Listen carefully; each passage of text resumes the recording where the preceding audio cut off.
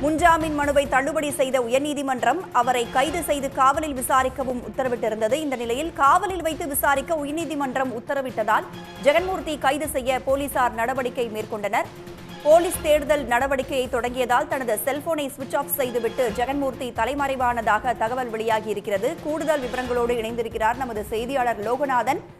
விவரங்கள் லோகநாதன். புரட்சி பாரத கட்சியின் தலைவரும் கேவிக்குப்பம் சட்டமன்ற உறுப்பினருமான ஜெகன்மூர்த்தி அவர் திருவள்ளூர் மாவட்டம் கலாம்பாக்கம் பகுதியைச் சேர்ந்த தனுஷ் மற்றும் தேனி மாவட்டத்தைச் சேர்ந்த விஜயஸ்ரீ காதல் திருமணம் விவகாரத்தில் அவர்களை பிரிப்பதற்காக காதலனுடைய தம்பி கடத்தல் வழக்கானது ஜெகன்மூர்த்தி மீது அவர் மீது வழக்கு பதிவு செய்யப்பட்டிருந்தது. இந்த வழக்கிலிருந்து தன்னை கைது செய்வதிலிருந்து முன்ஜாமீன் கோரி அவர் உயர்நீதிமன்றத்தில் தாக்கல் செய்திருந்தார். அந்த முன்ஜாமீன் வழக்கு விசாரணையானது நேற்றைய தினம் நீதிமன்றத்தில் வந்திருந்தது. அந்த வழக்கில் ஜெகன்மூர்த்தி முன்ஜாமீன் அளித்தால் அவர் சாட்சிகளை கலைக்கக்கூடும் என்பதால் அவருக்கு முன்ஜாமீன் அளிக்கக்கூடாது என அரசு தரப்பு வழக்கறிஞர்களும் முன்வைத்திருந்தனர். இதனால் அவரோட முன்ஜாமீன் ஆனது தள்ளுபடி செய்யப்பட்டிருக்கின்ற நிலையில் ஜெகன்மூர்த்தி கைது நடவடிக்கை பயந்து அவர் தலைமறைவாக இருப்பதாகவும் தகவலானது வெளியாகியிருக்கின்றது. ஜெகன்மூர்த்தி வழக்கு விசாரணை என்றது சிபிசிஐடி விசாரணைக்கு மாற்றப்பட்டு வேல்முருகன் தலைமையிலான சில சிபிசிஐடி அதிகாரிகளானது விசாரணையானது தொடங்கியிருக்கின்றன. இந்நிலையில் ஜெகன்மூர்த்தியானது அவருடைய முன்ஜாமீன் வழக்கு உயர்நீதிமன்றத்தில் நேற்று தள்ளுபடி செய்யப்பட்டிருக்கும் நிலையில் ஜெகன்மூர்த்தி தனது 3 செல் நம்பர் கொண்ட சுவிட்ச் ஆஃப் செய்யப்பட்டிருக்கிறது. இந்த காலையின் முதல் அவரை தொடர்பு கொண்ட போது அவருடைய எண்ணானது சுவிட்ச் ஆஃப் செய்யப்பட்டிருப்பதாக நம்மளுக்கு தகவலானது கிடைக்கப்பட்டது. தொடர்ந்து ஜெகன்மூர்த்தி இன்றைய தினம் அவர் தலைமறைவாக இருக்கக்கூடும் என்பதால் இன்று அல்லது நாளையோ அவர் உச்சநீதிமன்றத்தில் தன் முன்ஜாமீன் தொடர்பாக கைது நடவடிக்கையிலிருந்து தன்னை ரத்து செய்ய வேண்டும் என்பது அவர் உச்சநீதிமன்றத்தை நாடுவதற்கான வாய்ப்பு இருப்பதாகவும் தகவலானது வெளியாகின்றது.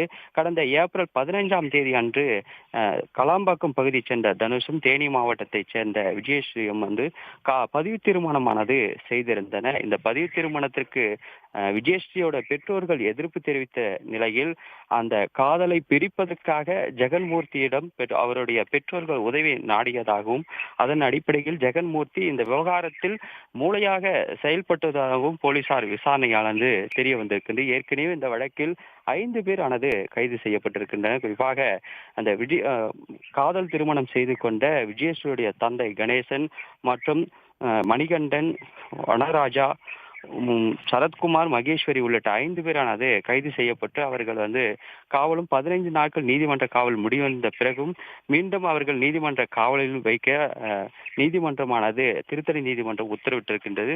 இதன் தொடர்ச்சியாக இந்த வழக்கில் தொடர்புடைய ஜெகன்மூர்த்தியும் கடந்த 17ஆம் தேதி திருவலங்காடு காவல் நிலையத்தில் 10 மணி நேரம் போலீசார் அவரிடம் விசாரணையானது மேற்கொண்டிருந்தார். அந்த விசாரணைக்கு நீதிமன்ற உத்தரவுப்படி முழுமையாக அவர் தனியாக சென்று விசாரணைக்கு ஒத்துழைப்பு வழங்க வேண்டும் என்பதன் அடிப்படையில் உயர்நீதிமன்றம் அளித்த உத்தரவின் அடிப்படையில் ஜெகன்மூர்த்தியும் கடந்த 17ஆம் தேதி அன்று திருவலங்காடு காவல் நிலையத்தில் ஆஜராகி 10 மணி நேரம் அவருடன் விசாரணையானது நடைபெற்றிருந்தது. நிலையில் அவர் தன் கைது நடவடிக்கையிலிருந்து கைது செய்வதை தவிர்க்கும் வகையில் முன்ஜாமீனானது உயர்நீதிமன்றத்தில் அவர் தொடுத்திருந்தார். அந்த முன்ஜாமீனானது நேற்று தள்ளுபடி செய்யப்பட்டிருக்கும் நிலையில் ஜெகன்மூர்த்தி தற்போது எங்கே இருக்கிறார் என்பது குறித்தும் சிபிசிஐடி போலீசார் சைபர் கிரைம் உதவியுடன் அவரை தேடும் பணியிலும் மேற்கொள்ள இருப்பதாகவும் தகவலானது வெளியாகியிருக்கிறது. கடைசியாக அவர் செல்போன் பயன்படுத்திய பகுதி என்ற பகுதிகள் மற்றும் அவர் யாரிடம் தொடர்பு கொண்டு இருக்கிறார் என்ற விவரங்களை சேகரித்து சிபிசிஐடி போலீசார்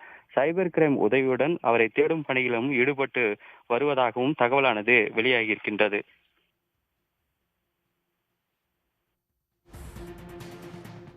சிறுவன் கடத்தல் வழக்கில் பூவை ஜெகன்மூர்த்தி தலைமறைவானதாக தகவல் வெளியாகியிருக்கும் நிலையில் போலீசார் அவரை தேடும் பணியில் ஈடுபட்டிருக்கிறார்கள். கூடுதல் விவரங்களை பகிர்ந்தமைக்கு நன்றி லோகநாதன். உடனுக்குடன் செய்திகளை தெரிந்து கொள்ள சன் நியூஸ் பெல் ஐகானை கிளிக் பண்ணுங்க.